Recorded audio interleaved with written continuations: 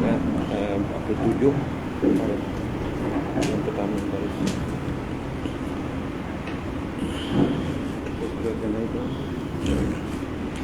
إلى حضرة النبي المصطفى رسول الله صلى الله عليه وسلم آله الكرام شؤون الفاتحة أعوذ بالله من الشيطان الرجيم بسم الله الرحمن الرحيم إياك نعبد وإياك نستعين صراط الذين أنعمت عليهم غير المغضوب عليهم ولا الضالين ولا حول ولا قوة إلا بالله صلى الله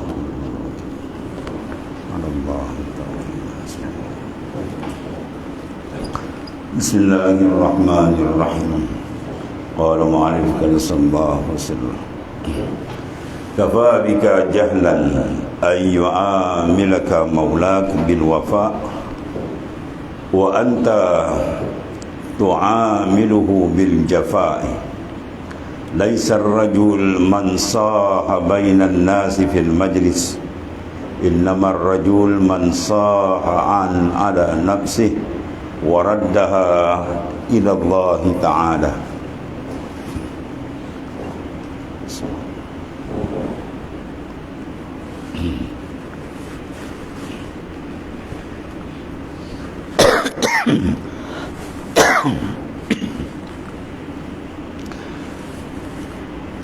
Cukuplah engkau dianggap jahil ketika Tuhanmu melayanimu dengan sempurna, sedangkan engkau pula membalasnya dengan pengkhianatan. Wal'ayaz. Tuhan beri kita nikmat yang tidak terhingga. Dibenarkan kita menumpang sementara di dunia, diberikan kesihatan, nikmat sehingga tidak boleh dihitung. Wa in ta'uddu ni'matallahi la tuhsuha. Kalau kita nak hitung nikmat Tuhan, tidak ada manusia boleh menghitung. Nikmat dalam bentuk al-i'ta, pemberian. Nikmat dalam bentuk as-sarf, iaitu pemalingan daripada masaib, yang musibah, bala, ya, bila-bila masa saja boleh menghinggapi dalam kehidupan kita. Tapi semua itu dipalingkan oleh Allah Subhanahu Wa Taala. Ya, begitu besar nikmat. Tiba-tiba insan tadi menghadap Allah Ta'ala dengan sebaliknya, iaitulah melakukan benda yang dilarang, tidak melakukan benda yang disuruh. Itu dipanggil pengkhianatan. Wal'ayazabillah.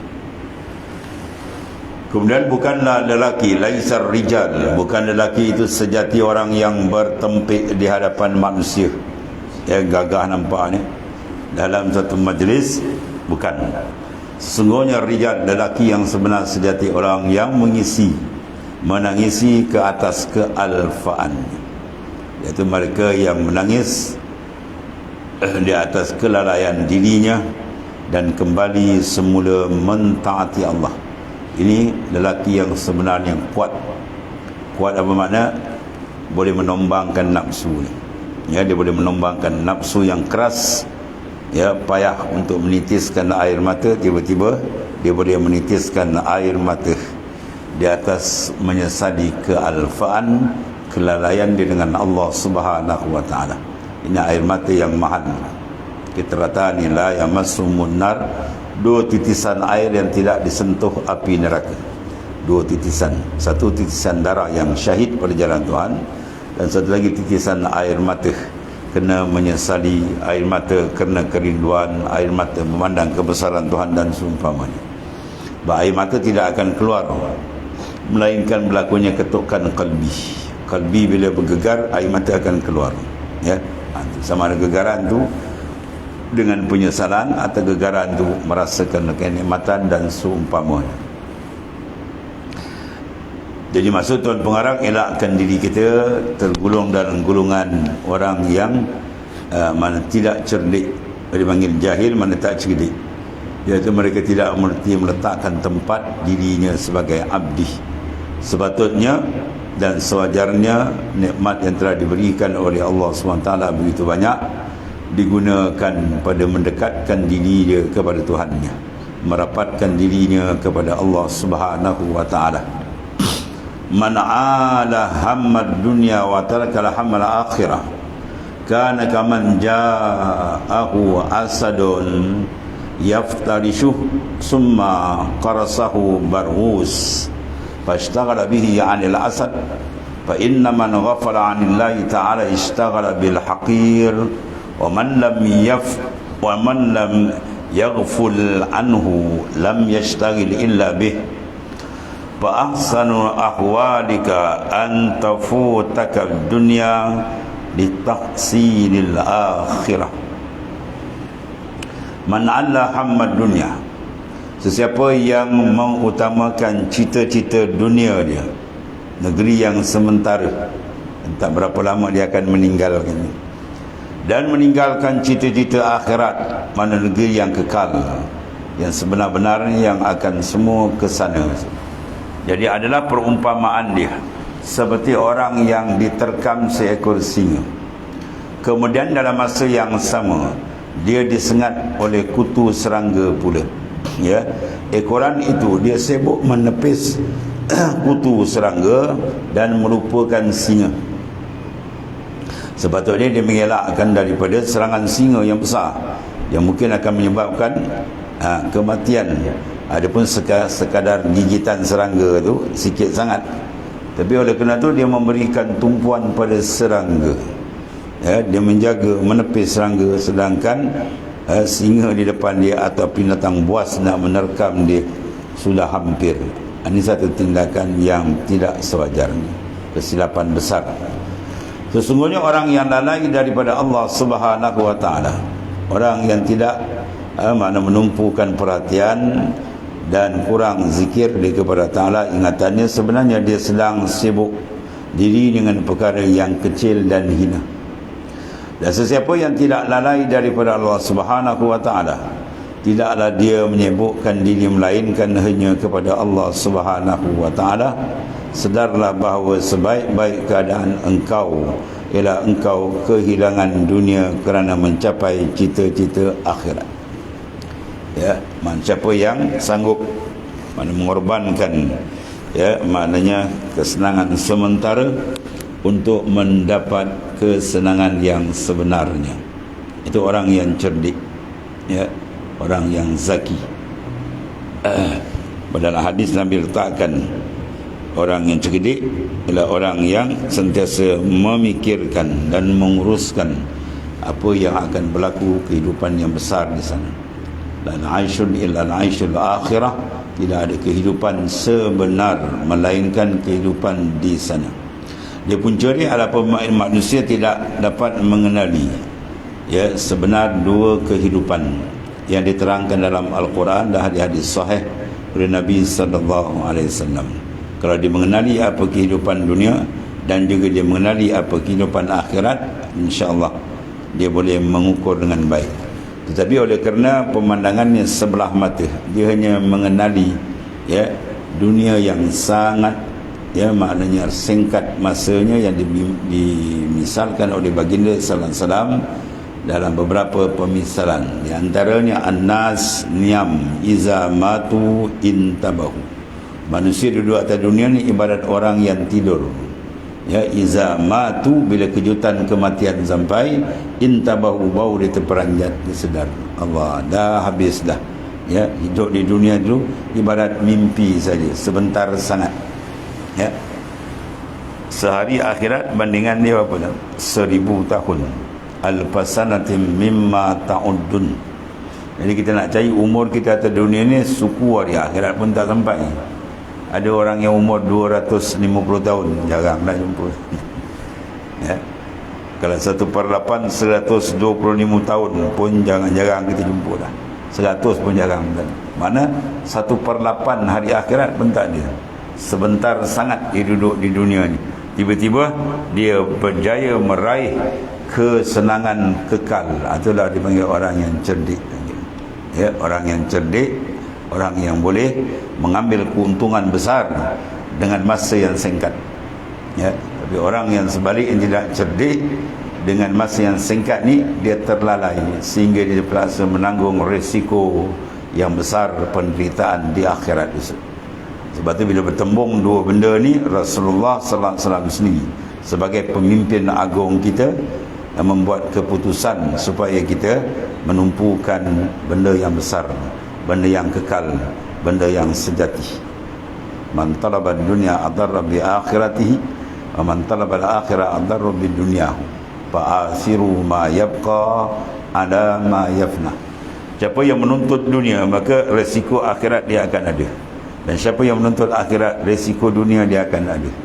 Maka nak buat macam mana bertembung? Fa'asiru ma yabqa, kamu kena lebih utamakan benda yang kekal ala ma yafna, di atas benda yang akan tinggal sementara. Itu keputusan yang dibuat oleh baginda sallallahu alaihi wasallam. Ya, dalam kita nak menyiapkan persiapan akhirat, mesti dia ada resiko. Tuan-tuan nak tahajud malam contoh dia, ada risiko tak? Ada. Orang lain sedap tidur. Ya, musim bertara pula tarik selimut, ada kena bangun. Nak puasa sunat, mendidik nafsu kita. Ya, orang lain sedap makan, dia terpaksa menahan. Itu risiko. Ya, itu sedikit perumpamaan mana. Kalau nak mendapat masuk syurga dengan lesen besar, atau lagi besar. Yadkhuluna jannah bighairi hisab, masuk syurga tanpa hisab. Sejarah tu apa? Syahid fi sabilillah. Itu semua di antara benda-benda yang menggambarkan bila tuntut akhirat, dunia punya risiko kena hadap. Dan betul sebaliknya, bila mereka yang lalai, yang telah dilalaikan dan diperkuasa pemikiran dia oleh dunia dan nafsu, maka mereka mengejar dunia, akhirnya akhirat terlalai. Risiko dia banyak. Banyak risiko akhirat dia terpaksa. Dia mengorbankan masa dia untuk menghambat benda sementara, mengumpul benda yang nak ditinggal, tertinggal benda yang nak dibawa. Dan satu tindakan yang amat bahaya maknanya, ya. Maka di situ Tuan Pengarang menjelaskan pada siapa yang mengutamakan. Sebab hidup di dunia kita tak boleh mengutamakan kehidupan dunia, salah besar tu. Ya. Al-Quran ada dedah tu, bal tu'sirunal hayatad dunya wal akhiratu khairun wa abqa. Tu ayat selalu kita baca kan, atau gambarkan kebanyakan manusia. Mana kita tak jadi pelik kalau tengok ramai yang bersifat sedemikian. Al-Quran dah tegangan, bal tu'siru, bahkan mereka melebihkan kehidupan dunia, ya, sedangkan wal akhiratu khairun wa abqa, akhirat khair, lebih baik, wa abqa, dan lebih kekal. Nisbah baik, hebat di sana, kekal pula di dunia ni sedikit, kemudian sementara pula. Itulah maknanya, ya. Oleh kerana itu, orang yang mengukur dengan pandangan makrifat dan keimanan, maka dia akan diberikan pandangan jelas oleh Allah Subhanahu Wa Taala berbanding dengan mereka pandangan yang telah diselaputi oleh kekotoran nafsu dan sebagainya. Maka mereka banyak terkeliru dalam tindakan, ya, menguruskan saki-baki umur yang tinggal. Jadi dibuat pemisalan oleh Tuan Pengarang sangat jelas. Mereka yang mengelakkan mudarat sikit tapi tak perasan mudarat besar yang menunggu dia. Dia elakkan gigitan semut, rupanya depan dia singa yang menunggu dia. Ya, kita berjalan, yang gigit kita semut. Ya, kalau kita tak berjalan, kita pusing belakang, yang tunggu kita rimau. Nampak tuan? Kita berjalan kena gigit semut, pusing belakang, rimau tunggu. Jadi keluar jalan nak biar semut kengga gigit pun tak apalah, sikit. Ya, kalau patah belakang lagi besar maut kan. Itulah maknanya. Kita berjalan nak bawa jalan akhirat, terpaksa mengharung ujian yang berbagai-bagai.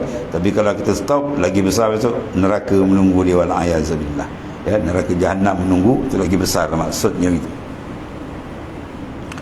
Qala mu'alif rahimahullah, ya talama fatatka al-akhirata li tahsili dunya wa ma akbaha al-khawf bil jundi wa ma akbaha al-lahn bin nahwi wa ma akbaha talab ad-dunya liman yuzhiru az-zuhda fiha.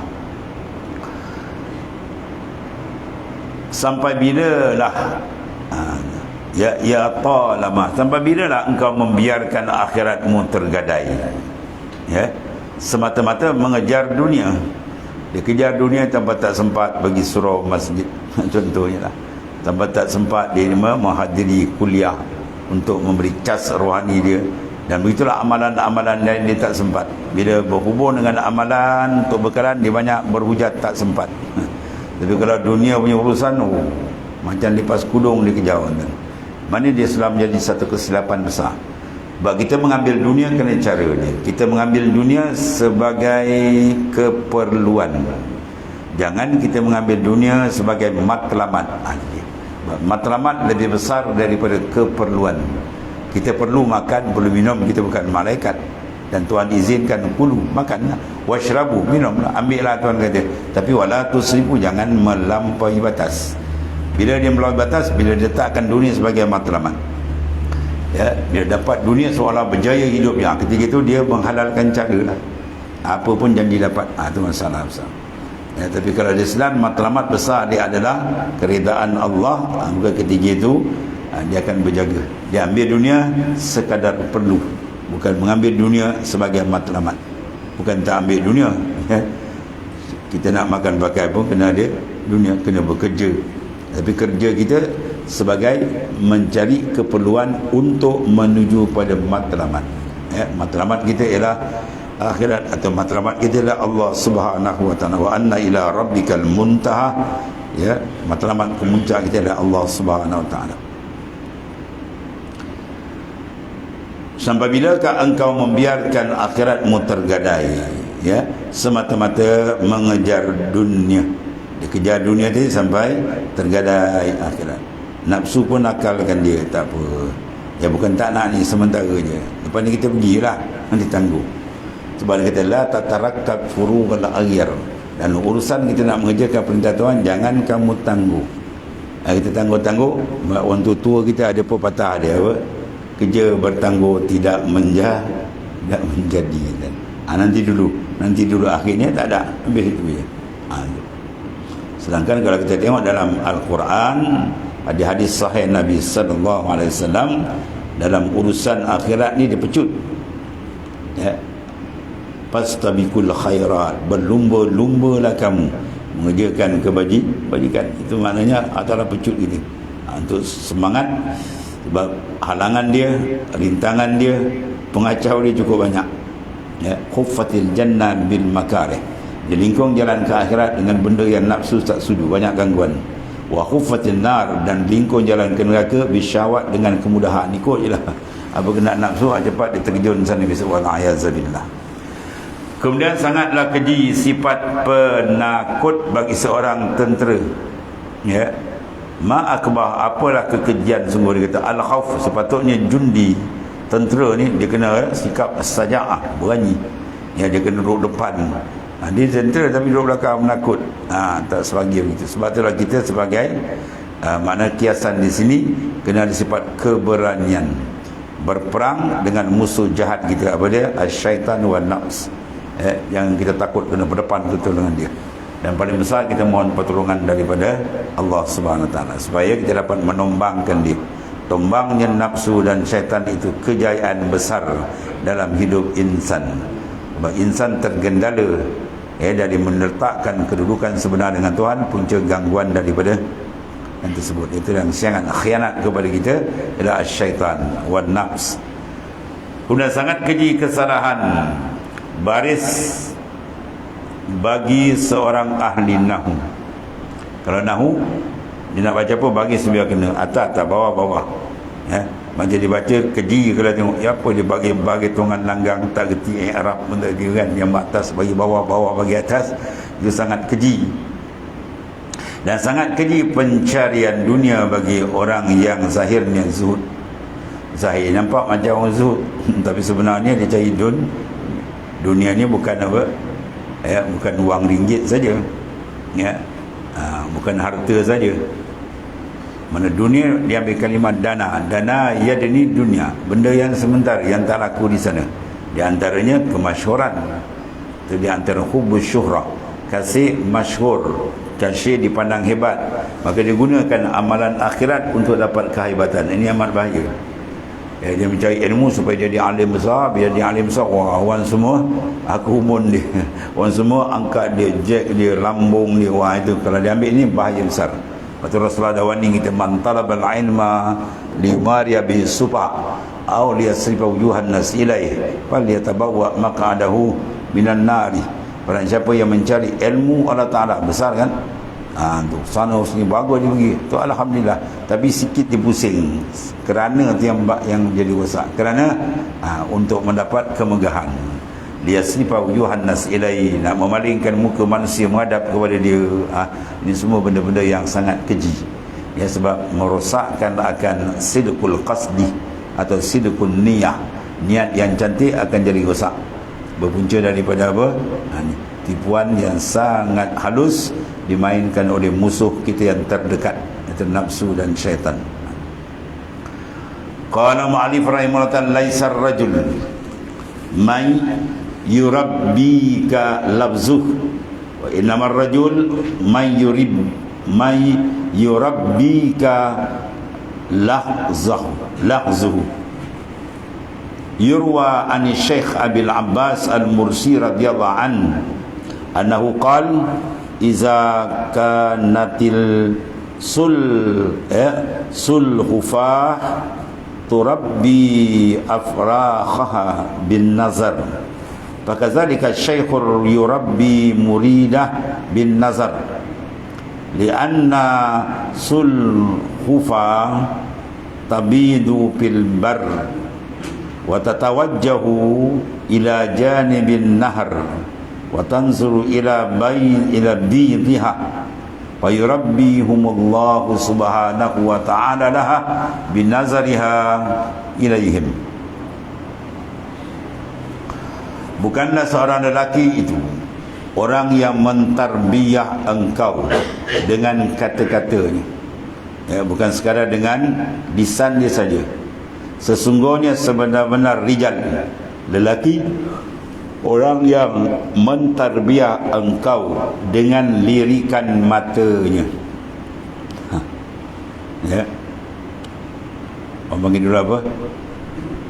Ya, dia ngajar anak murid dengan ekor mata. Untuk tu dulu banyak kan. Bila jiran datang rumah dia, anak dia buat bising, dia jeling. Budak tu bongkau lagi. Ada pandai, dia boleh didik dengan tu.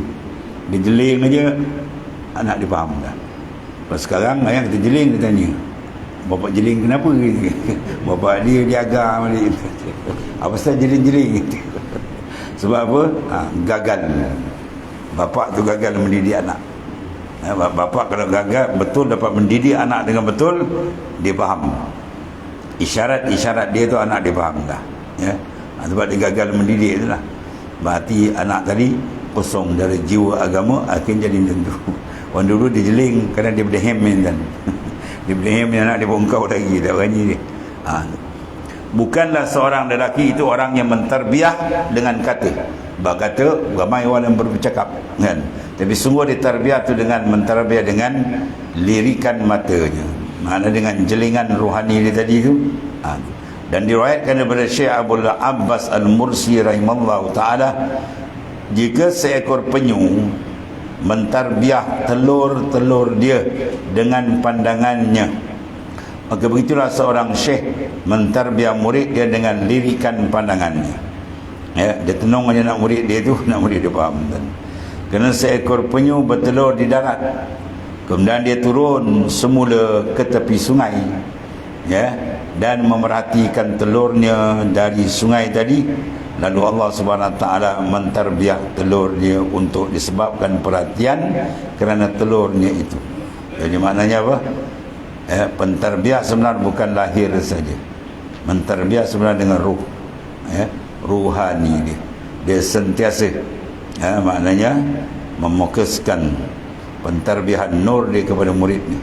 Di antara dari istilah pancaran nur dan dipanggil fight.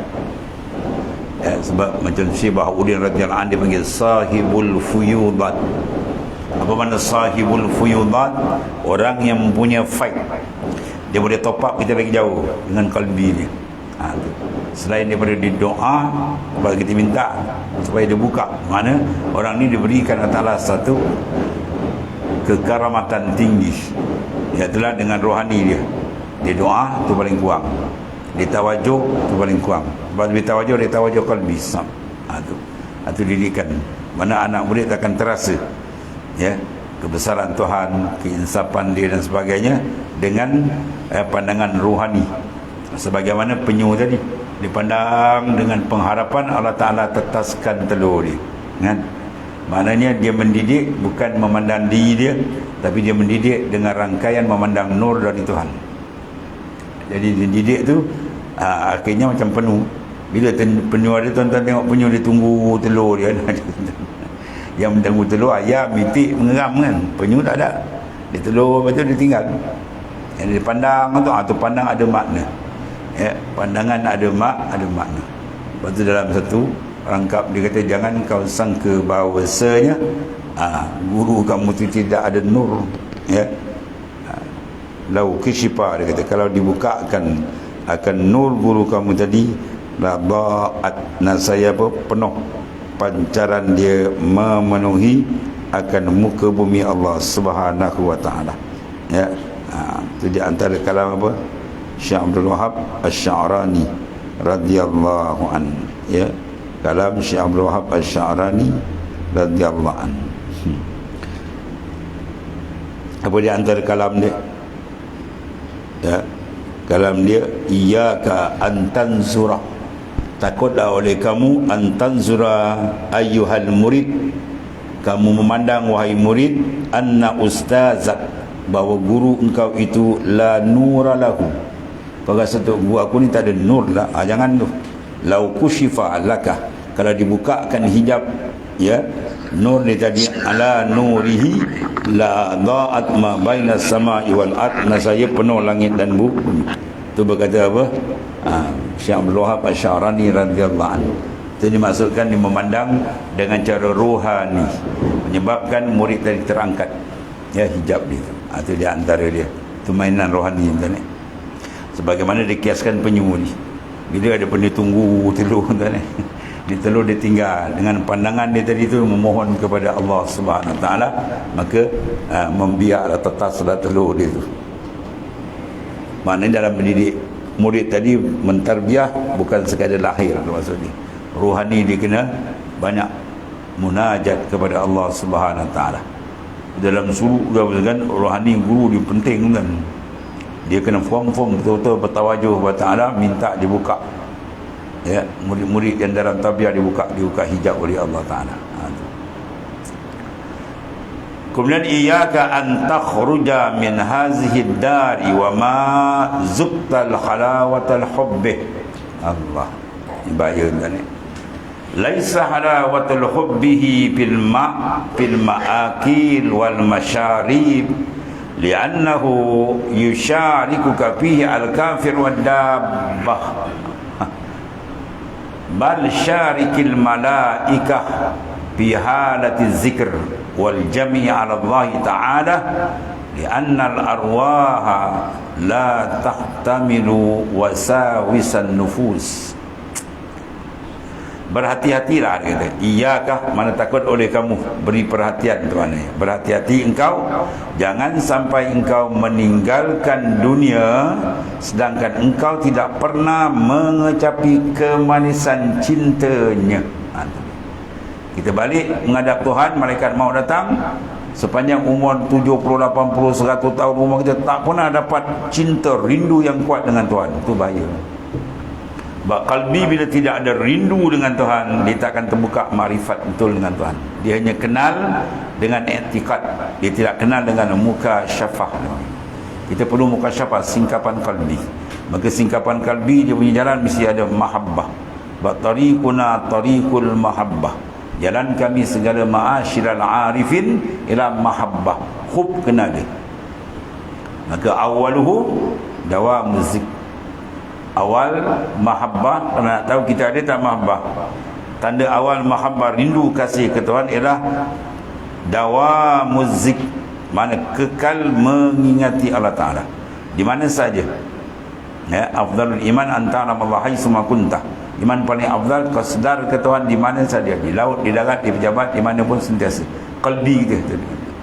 Wa awsatuh, dan pertengahan dia apa? Al-unsu bil mazkuri. Uns mana jinak kasih. Ini dia. Dengan Allah Ta'ala. Ada tak benda tu? Kena ada tu. Kau tidak minta raih malam-malam, ya Allah, kau singkapkan qalbiku supaya terasa cinta yang kuat dengan engkau. Itu yang kedua. ialah al-uns bil mazkur, jinak hati dengan Allah Ta'ala. Dan yang ketiga iaitu a'laha, yang paling tinggi sekali apa? Allah tara illa maulak, bahawa dia tidak nampak dengan mata hati, pandangan dia sentiasa kepada Tuhan dia. Yang dinampak ialah Allah, bukan makhluk. Ya, kita dalam kepala kita, oh orang nak buat apa, orang nak buat apa, orang. Jangan syairkan orang menang, jangan syairkan orang, ni kalau orang tahu habislah kita, oh orang. Habis dia nak berjalan ke Tuhan, tempat berjalan kalbi, ke kalbi ni berorang macam mana jalan. Lepas tu zikir kalbi sentiasa Allah, Allah. Direka pun jalan, macam mana pun kita jauh, jangan putus. Ya, itu syarat besar, jangan putus zikir. Jalan dia tembak, dia hadir ke tak ada jalan, Allah, Allah, Allah, lama insyaAllah terbuka. Itu dia mana. Jadi kata berhati-hatilah, sangat bahaya mana. Jangan sampai engkau meninggalkan dunia, jangan sampai jemputan maut sampai, malakul maut sampai, sedangkan engkau tidak pernah mengecapi kemanisan cinta akan Allah Ta'ala. Ya. Sekarang macam mana nak buat cinta? Ya, panggil cinta, cinta datang.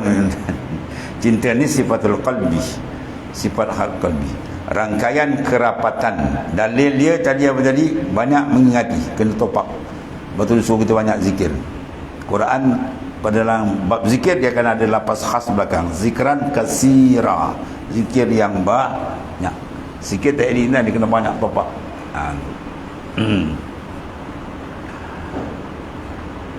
Jadi untuk menghasilkan kesedaran cetusan cinta tadi, pertama kita kena ingat paling besar sekali rangkaian kita dengan Tuhan, nikmat tak pernah putus. Bajubilatil insan yuhib ila man ahsanan. Dikerasi ataupun diperangaikan hati manusia tu, dia akan sayang, jatuh hati, kasih, cinta kepada orang yang banyak memberikan pertolongan pada dia, banyak memberi pada dia bantuan, ambil perhatian dengan dia, kasih sayangan dia, maka dia akan jatuh cinta. Ya, bila kita beri perhatian pada seorang tu, maka dia akan jatuh cinta. Sekarang siapa lebih memberi perhatian kepada kita selain Allah Ta'ala? Ya, ada kita, dia bagi rezeki kita, dia bagi umur, semua dia. Kullu min, inilah kata semua tu dari dia. Jadi kalau kita sedar benda tu, kita dapat fokus balik, nampak, maka dia akan terasa, kalbi kita akan diketuk. Masya Allah. Ya, hebatnya kasih sayang Tuhan, baru dia dekat. Dan benda ni nak diistighdarkan, dia kena ada tempat khusus, iaitulah khulwah. Itu yang kita buat suluk apa semua ni proses. Kalau tidak pun kat rumah kita disuruh oleh Rasulullah SAW, siapa buat rumah dia kena ada bilik khalwah, bilik khas untuk ibadat. Ya, dia kena buat tu. Tujuan dia apa? Untuk dia memfokuskan benda-benda yang seumpama tu. Imam Syafi'i dibagikan malam dia 3. Satu dia mengajar ibadat, kemudian mengajar, kemudian atau 3 malam dia apa? Tidur tu, lepas daripada mengajar dia akan buat muhasabah. Ya, dan ini biasa dilakukan oleh tuan-tuan guru di pondok-pondok itulah. Habis dia mengajar, dia masuk bilik dia kunci sap dia dengan Tuhan dia. Dia cek balik amalan-amalan dia. Kalau dia tak bersih, dia minta ampun dengan Tuhan. Ya, kalau bersih tadi, dia syukur kepada Ta'ala. Ini rangkaian kalbi. Baru dia akan rasa perasaan mahabbah tu kuat, cinta tu kuat dengan Ta'ala. Ya, itu di antara dia. Dan kemuncaknya orang bercinta apa? Dia tak diingat melainkan mahbub, kekasih. Kalau dia kata cinta, tapi yang lain tak pernah ingat pun. Itu menandakan apa? Cinta dia palsu. Cinta tak betul. Jadi jaga dia. Sebelum kita balik ni, pastikan. Bila nak pasti apa tuan, siapa bagi, dia minta halangan dia. Malam-malam bangun, ya Allah, kurniakanlah keperasanan kecintaan yang kuat denganmu, ya Allah. Tariklah kalbiku kepadamu, padamkan dengan makhluk daripada pandangan. Tidak tentu, insyaAllah dapat. Perompak tu bila tuan tarik jadi wali. Ya, kita belum pernah merompak, ada pernah merompak. Jadi mana kalau tuan nak terik tu, lanon menjadi wali kan? Ya, maknanya minta dengan Ta'ala yang maha pengasih, maha penyayang, supaya Ta'ala tarik kalbi kita dan mempunyai perasaan kuat, hubungan sehingga cinta tu terang, jelas. Kemudian bukanlah kemanisan cintanya zahir pada makanan. Ya, laisal halawa hubbih, bukanlah halawah kemanisan kasih itu pada ma'akil wal masyarib. Kita letakkan kesilapan cinta pada makan, seronok tu pada makan minum itu benda tu. Kalau kita ambil yang tu, orang bukan Islam pun dapat. Kerana hal lebih itu berkongsi dengan engkau pada orang yang kafir dan binatang. Kesilapan makan, lembu dapat makan sedap kan? Kebau pun pernah makan sedap, semua dapat sedap. Sedap dengan makanan, sedap minuman, semua tu orang kafir pun dapat. Kita nak sedap yang khusus, yang tak dapat melainkan yang besar, dia dengan dia. Kesedapan billah. Wa qad awha ila Daud alaihi salam, ya Daud qul lisiddiqin bi falyafrah wa bi zikri falyatanam. Antara wahyukan pada Nabi Daud alaihi salam, ya Daud, sampaikan kepada orang yang jujur, siddiq hati dengan aku, iaitulah dua perkara. Yang pertama, bi dengan aku, falyafrahu, ala mereka seronok, berseronok, bergembira, ya, cinta dengan aku, Tuhan kata.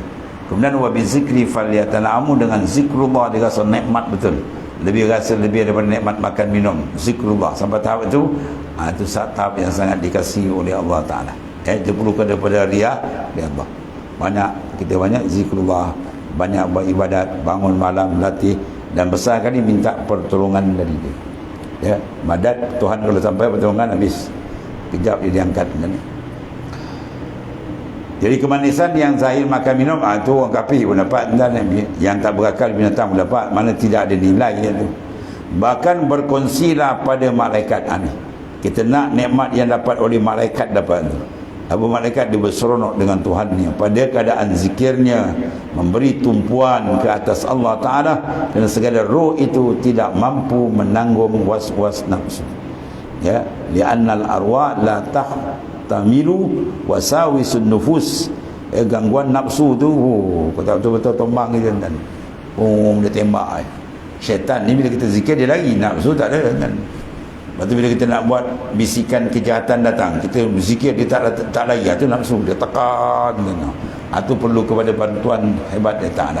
Dan cara dia dua, kita beratkan dia dengan banyak ibadah, dan kita kat dia punya kendak. Dan benda ni yang kita pakai dalam konsep suluk. Ya, segala kendak nafsu kita potong, tidur sikit, makan sikit, cakap semua sikit, kemudian kita top up zikir biar banyak. Sebab tu dia banyak terbuka, warik-warik sampai pum ya. Sebab kena uslub cara dia, maka insya-Allah dibukakan oleh Allah Subhanahu wa taala. Habis. Dan satu lagi kata Tuan Pangeran, faizan ghamasat fi jifatid dunya la tasluhu lil muhadarat Allah, lianna hadratallahi ta'ala la yadkhuluha al-mutalattikhuna bin najasatil ma'siyah. Kalau gitu, fatahhir kalbak minal aibi yaftah laka babal ghaibi. Itu kaedah besar. Tahhir kalbak minal aibi yaftah laka babal ghaibi. Jadi wa tub ila Allah azza wa jal wa adimil fikr warji' ilaihi bil inabati waz zikr. Ini besar kaedah ni.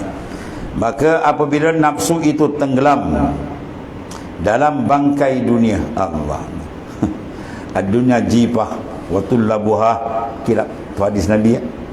Ad-dunya jipah, bangkai, wa tullabuha, yang mengejar dia ialah kilab, anjing. Sebab tu para awliya bila dibuka muka siapa, orang yang kepala otak dia hidup dunia je, akhirat tak ada, serupa nampak muka kepada anjing. Ya, macam-macam kepada haiwan. Di dunia dalam kitab tasawuf dia sebut suruh tinggal dunia mana? Dunia diambil dengan nafsu, diurus dengan nafsu, dan tenggelam dengan nafsu. Dunia ni dipanggil jipah. Adapun dunia yang kita ambil untuk jalan akhirat tu tak termasuk. Iaitu dunia ada dua, satu dipuji, satu dicela. Kalau dunia tu menyebab kita jauh dengan Tuhan, dunia tu dicela.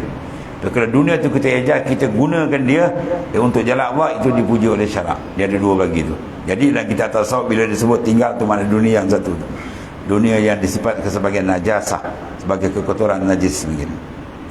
Sebab dibuat ibadat dengan bangkai, ya, dia tidak layak memasuki hadrah majlis Allah Ta'ala.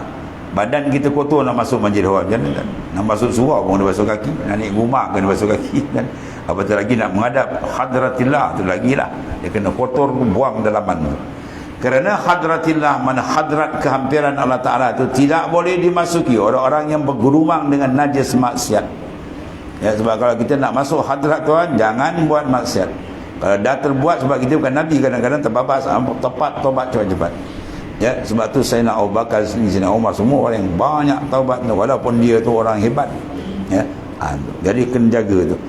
Bila kita nak buat maksiat, tinggal aku nak masuk hadrat Tuhan, tak dibenarkan ada kotor. Itu maksudnya. Cepat kita cucikan balik. Ya, mana masuk hadratillah, dia kena suci. Oleh itu, sucikan hatimu daripada keaiban. Pasti Allah Ta'ala akan membuka bagi engkau pintu gaib. Macam mana nak kunci gaib? Cuci, tu je lah. Mana macam mana kita dapat tuangan air dalam gelas? Suci je lah. Dia gelas tu bersih je, tak ada lipah mati, tak ada tercecap macam-macam air. 1001 macam air boleh tuang. Bila pinggan kita, mangkuk kita bersih, macam-macam makanan boleh dibubuh. Sebab tu orang tua dulu kan, bila buat majlis kerja kahwin, walaupun pinggan yang dipinggam daripada masjid ke apa tu dah dibersihkan masa pulang, tapi masa diambil balik tu dia lap balik. Abuk-abuk pun tak nak, sebab tak sesuai. Abuk-abuk tu nak dimasukkan lauk-lauk makanan, pinggan tadi kan, dan itu minuman pada gelas, dia pastikan bersih semua. Bau boleh tuang. Itulah kalbi. Bila kalbi kita bersih betul-betul, Tuhan akan tuangkan. Berbagai-bagai faid, limpahan, futuhat, pembukaan dia akan buka. Jadi kaedah kita apa? Takhir qalbak minal aib. Sucikan hati kamu daripada kaiban dosa, yaftah laka babal ghaib. Dia akan buka pintu ghaib. Itu je. Amin. Kemudian watub ila Allah azza wa jalla. Ini paling besar kali pembersihan. Dan taubatlah kepada Ta'ala azza yang maha mulia, wa jalla yang maha agung, dan kekalkan tafakkur. Mana jalankan pemikiran kita. Pertama, tafakkur anil ma'asi. Kita mengingatkan balik dosa silap kita supaya kita bersihkan. Kemudian tafakkur anil ni'am, daripada nikmat-nikmat Tuhan yang banyak supaya terhasil mahabbah. Dan tafakkur paling besar tadi, apa dia? Terus tawajuh kepada zat yang wajibal wujud dengan melenyapkan, memfanakkan ingatan yang lain. Baru dia akan buka mengenai Allah Subhanahu Taala, dan kembalilah kepadanya dengan taubat dan zikr. Ya, inabah kita kepada dia sentiasa, hati rojak, dan kemudian banyakkan akan ingatan pada dia. InsyaAllah banyak pembukaan akan diberikan oleh Allah Ta'ala, insyaAllah. Kemudian wa ma ada ma faqar al-bab ila akhir, wallahu a'lam. Bismillahirrahmanirrahim. Alhamdulillahirabbil alamin. Sallallahu alaihi wasallam. Sayyidina wa maulana Muhammad. Allahumma ighfir lana ya Rabbana sallallahu. Wa inna khayra kullahu bi'aika wa muhaqqiqna bi'aika. Bismillahirrahmanirrahim. Walhamdulillah. Subhanakallahumma wa bihamdika.